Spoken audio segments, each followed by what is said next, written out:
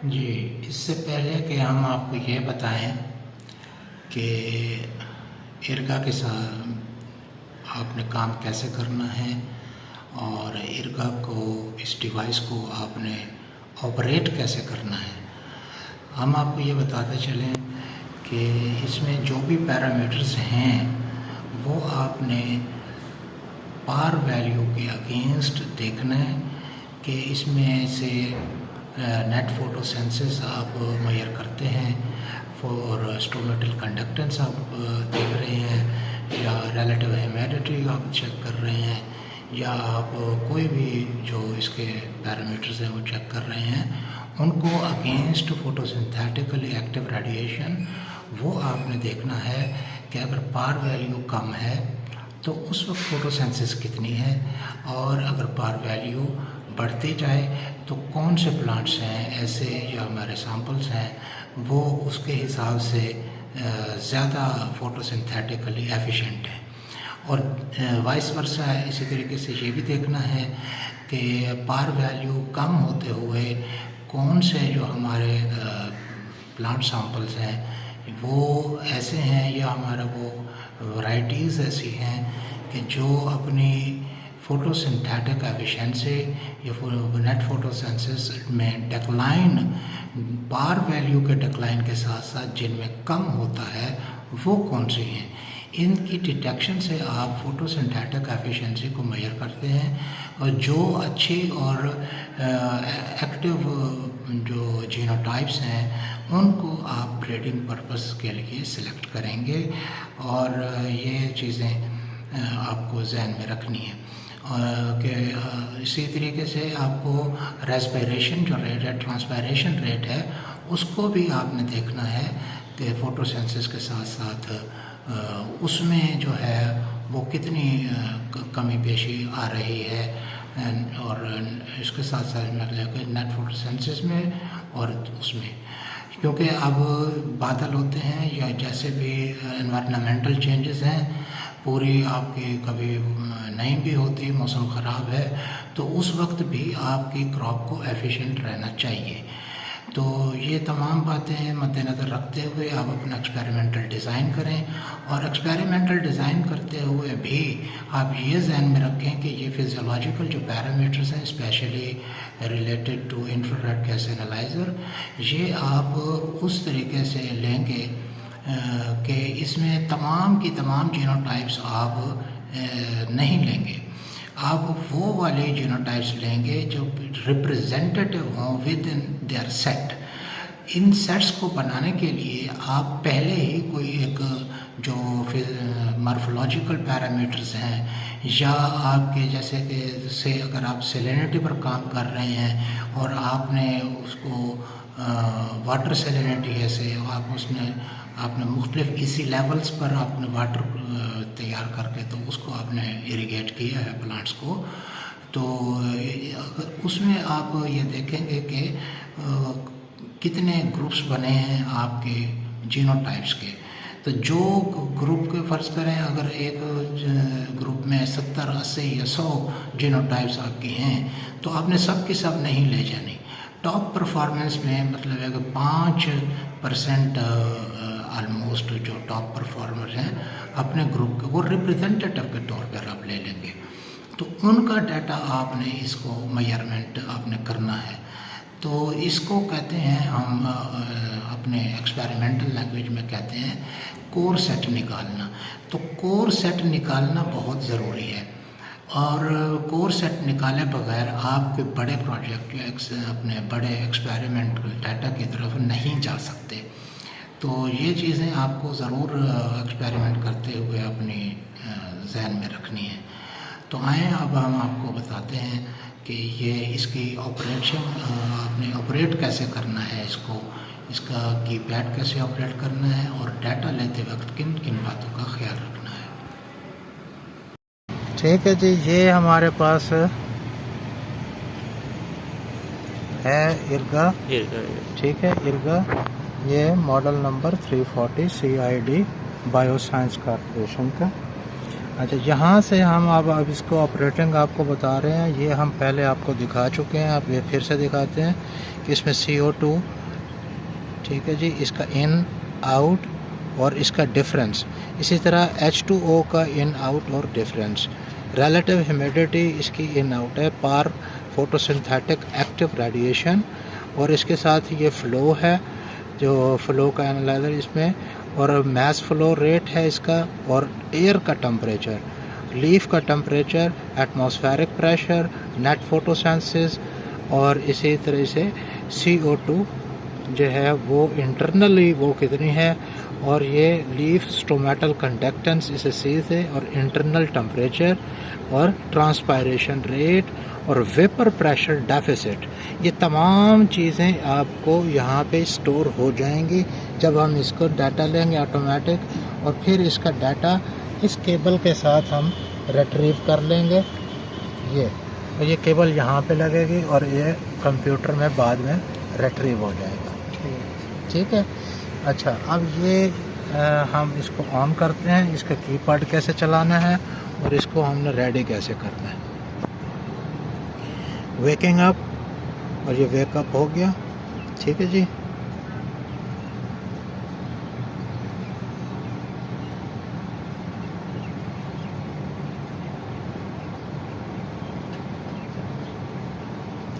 अब हमने इसको स्टार्ट कर दिया। फाइल नेम पूछ रहा है डिफ़ॉल्ट NB087, ये पहले हमारा चल रहा था एक्सपेरिमेंट। अगर हम इसको यहाँ से काउंट करेंगे तो ये उसी में ही डाटा फाइल चली जाएगी। ठीक है जी, नया नाम दें तो हमने इसको ये क्वेश्चन मार कर नया नाम देना है। ठीक है जी, अब हम इसको नया नाम देंगे। यहाँ से एग्ज़िट किया और फिर स्टार्ट किया। अच्छा, ये आ रहा है यहाँ पर कर्सर। अब हमने क्या नाम देना है? आपका नाम बताएं। फरहान। ठीक है जी। अब ये हमारा, ये देखें कीपैड कैसे चलता है, और ये शिफ्ट है। फरहान जो है, अब हम लिखते हैं ये फरहान 1 2 3, तीसरा लेटर है। ठीक है जी, 1 2 सॉरी दोबारा ये शिफ्ट का बटन सॉरी दबाना था। 1 2 3 दफ़ा दबाया और ये F आ गया। अच्छा। ठीक है जी। अच्छा, F, अगर हम R लिखना चाहें, ये भी तीसरे में 1 2 3 और ये R आ गया। ठीक है। अब इसके बाद हम इसको नंबर देते हैं। हम बगैर शिफ्ट दबाए अगर देखो तो फिर नंबर आ जाएगा हमारे पास। अगर 1000 भी हों, 999 तक हमारी फिगर ये ऑटोमेटिक चलती जाएगी। अगर हम ये ट्रिपल फिगर में दे दें, 001 हम इसको देते हैं फाइल का नेम। ठीक है जी। अब पहला सैंपल हमारा होगा FR001। ठीक है, लिख लो इधर। अब हम इसको एंटर कर दिए, फाइल नेम एंटर हो गया। अब ये आगे जाएंगे, टाइम इंटरवल पूछ रहे हैं। टाइम इंटरवल हमारा हम रखते हैं 5, हाँ वैसे 5 सेकेंड। 5 second, 2-3 second. अगर आपको मतलब है कि ज़्यादा जल्दी है या कुछ, आप 3 सेकेंड रख लें, कोई मसला नहीं है। वैसे हम 5 सेकेंड रखते हैं। 5, ठीक है, 5 सेकेंड्स। ठीक है जी। ये 5 और टाइम इंटरवल पूछा हमसे, हमने कहा जी इसको 5 सेकेंड्स, एंटर। इसके बाद ये पूछ रहे हैं कि measuring photosynthesis single channel absolute या कंटिन्यूस फोटोसेंसिस, आपसे ये किस तरह की आप फोटोसेंसिस मेजर करना चाहते हैं। यहाँ हमने डिफ़ॉल्ट जो है वो P है, डिफ़ॉल्ट P है, तो आपने मेजरिंग फोटोसेंसिस सिंपली हमने रख देनी है डिफ़ॉल्ट जो रखी हुई है। कंट्रोल जो है अब इन्होंने पूछा है और इसका, और हमने डिफ़ॉल्ट ही कर देना है इसको भी 0। ये लीफ एरिया पूछ रहे हैं। लीफ एरिया ये इसके हिसाब से 6.25 सेंटीमीटर स्क्वायर, इसको भी हमने बाय डिफ़ॉल्ट है, इसको भी हमने एंटर कर देना है। ठीक है जी। एयर फ्लो है, एयर फ्लो इन्होंने पूछा है कि फ़्लो का प्रेशर क्या होना चाहिए। ये 0.3 पास्कल है। ये यहाँ से इसकी एडजस्टमेंट अगर आपने कम ज़्यादा करनी हो क्लोज्ड सिस्टम में तो सिलेंडर लगते हैं और आप अपनी मर्ज़ी का रखते हैं, और जब आप ये ओपन सिस्टम में कर रहे हैं जो एनवायरनमेंट में, तो इसका जो डिफ़ॉल्ट है 0.3 यही का यही रहेगा, इसका परमानेंट है जी।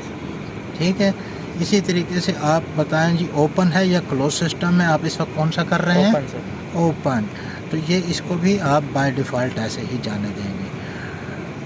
अब आप ये एग्ज़िट या क्विट पूछ रहे हैं, आपने कुछ नहीं करना जी सर। देता है। ठीक है जी।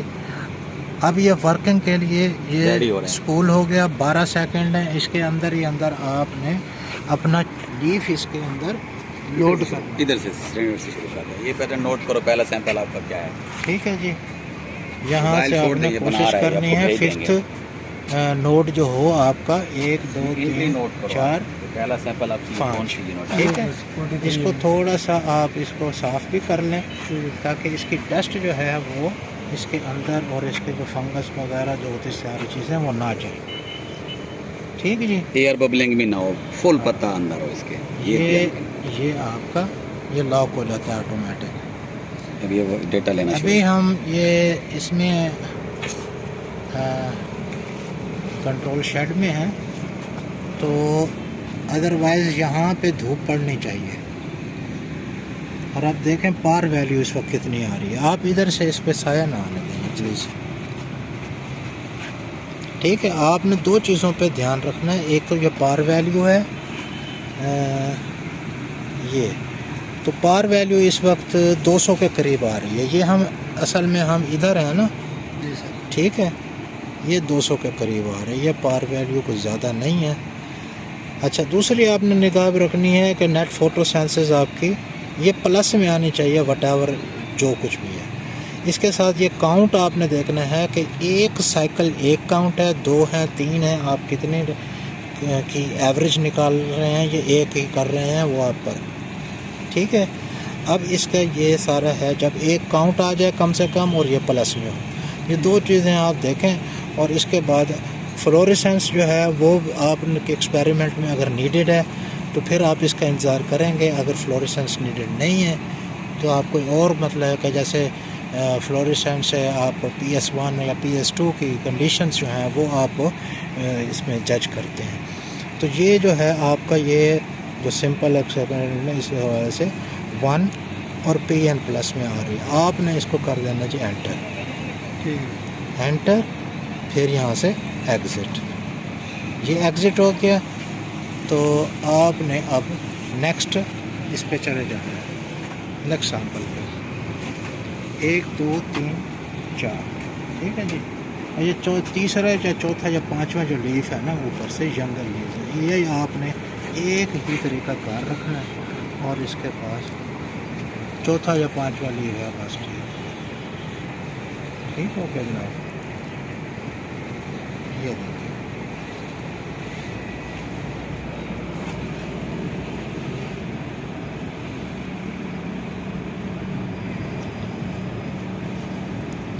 अब ये FR002 उसने खुद ही दे दिया जी सर। ठीक है। ये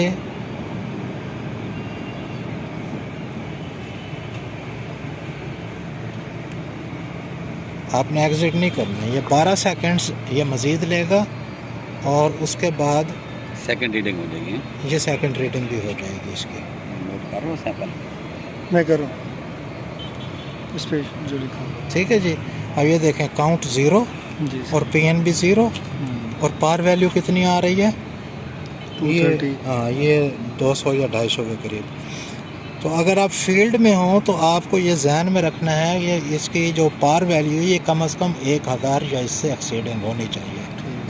ठीक है, ये 1400-1500। और इसके लिए हम जो टाइम फिक्स करते हैं वो भी आलमोस्ट ये 11-12 बजे का, इस वक्त भी फुल सनशाइन है, 12 बज रहे हैं कम। ठीक है जी।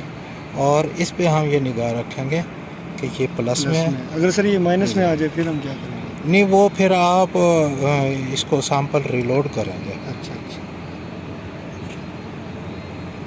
और ये जो चैम्बर है ना, इसकी जो है आपने डायरेक्शन ये किरणों की तरफ जो सूरज की है उसकी उसी डायरेक्शन में करनी है। आप इसे थोड़ा सा आप हिलाएंगे और इसको देखेंगे कि ये पार वैल्यू जो है कितनी जा रही है। आप देखें ये 150 हो गई, 150 से भी कम होती जा रही है, देखें। ठीक है, अगर हमने इसकी चैम्बर की ये जहाँ से लीफ लोडेड है उसको हमने उस तरफ करना शुरू कर दिया है जिस तरफ सूरज की शुआएं हैं, तो आप ये देखें कि ये इसने बढ़ने लग गया। इसको थोड़ा सा टर्न करें या कुछ करें तो इस तरीके से आप देखें कि कहाँ पर ये मैक्सिमम जा रही है, क्योंकि इस वक्त ऊपर ब्लैक शीट भी लगाई हुई है तो पूरी तरह से सनलाइट नहीं आ रही।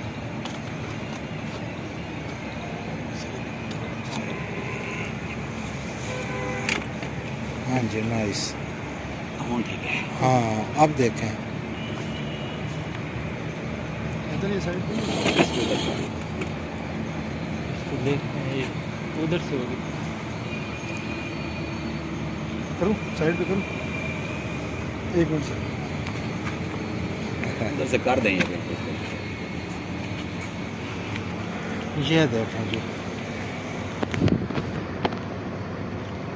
अच्छा, ये लीफ अगर डिटैच करके भी अगर कर रहे हैं ना तो लीफ लाइव है और अपना वो फंक्शन भी कर रहा है। ये पार वैल्यू इस वक्त यहाँ पर अब ये 150 से 200 हो रही थी तो अब ये 600 हो गई है। जी सर। ठीक है,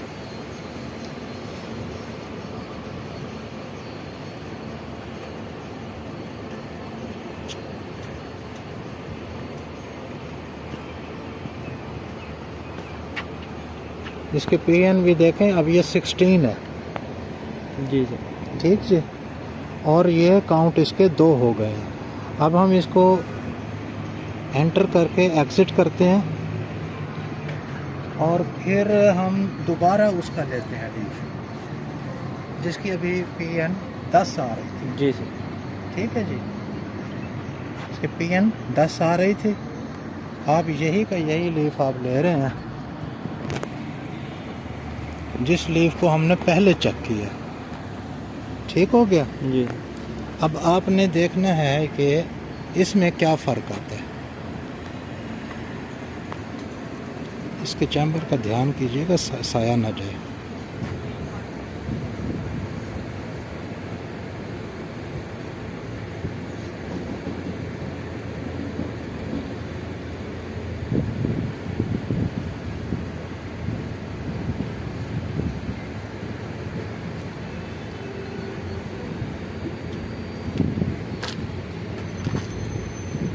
जी, अब ये देखें पार वैल्यू 600 के राउंड अबाउट है। जी। और वही प्लांट है और वही पत्ता है जो अभी हमने उसको नेट फोटो सेंसेस उसकी चेक की थी, ऑलमोस्ट 10 आ रही थी। अभी इसका देखते हैं कि क्या है। ये सेकंड सैंपल है, सैंपल खुद ब खुद फीड होते जाएगा। जी जी, ओके। ये पहला सैंपल जो हमने किया है ना उसी की एक सेकंड रीडिंग ले रहे हैं और उस वक्त हमारी पार वैल्यू जो थी वो हमारी पार वैल्यू थी 200 के राउंड अबाउट। अब हमारी पार वैल्यू 600 के राउंड अबाउट है और इसमें हम ये देखना चाह रहे हैं कि इस वक्त नेट फोटो इंक्रीज हो गई है पार की वजह से। फोटो से एक्टिव रेडिएशन ज़्यादा होता है, नेट फोटो से इंक्रीज हो जाती है।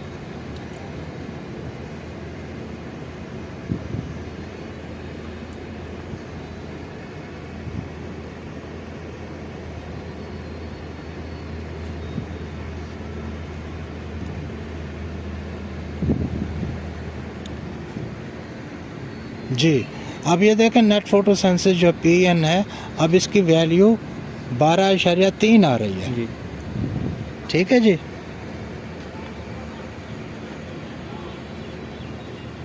तो ये इसको आपने इन रिलेशन पर पार, ये इसका कोई आपका वो नहीं है पैरामीटर। ये आप देखते हैं कि आपने दूसरे पैरामीटर जिससे रिलेट करके लेना होता है कि दिस मच पार के अंदर ये परफॉर्मेंस थी। ठीक है जी, तो ये आप कंटिन्यू करते हैं वर्क और इंशाल्लाह आपके साथ बात होती रहेगी। Thank you so much.